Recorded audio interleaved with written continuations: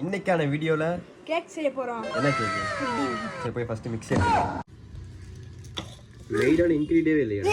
Bread. ஆமா. A few moments later. Bread வாங்கியாச்சு. வேற என்ன வாங்கணும்? பால்.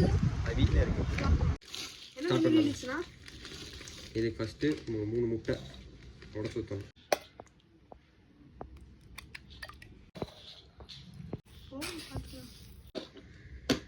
இப்போ அரைச்சு எடுத்துருவா போ.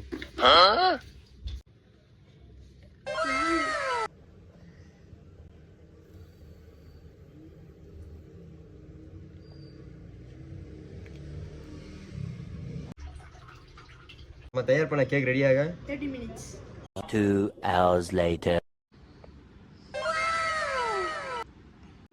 வருணாக்கு பர்த்டே.